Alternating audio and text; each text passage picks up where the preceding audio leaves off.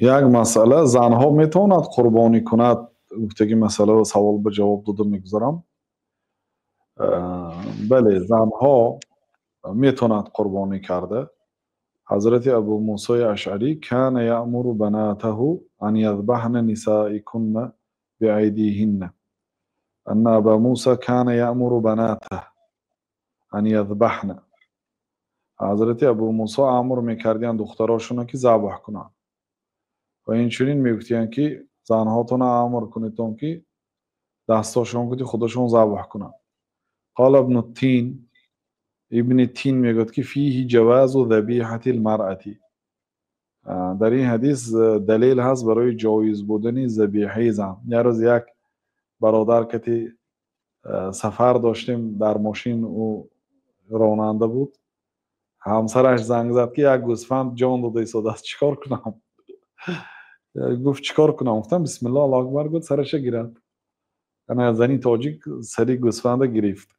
یعنی اجازت هست. و عن الشافعی او الاولى للمرأة ان توکل فی ذبح اضحیتها. امام شافعی گفتن که زنها اولا، یعنی بهتر این است که یک کس وکیل کند، شوهرش، بچهش، پسرش، دادرش، برادرش، تقاش، عمکش، یک کس وکیل کند که فی ذبح اضحیه، قربانی من تو از نام من ذبح کن. ولا تباشر الذبح بنفسها، خودش مباشرتا زنک ذبح نکند. گفت یعنی امام شافعی. و فیه ان ذبح النساء یجوز اذا كان يحسن الذبح.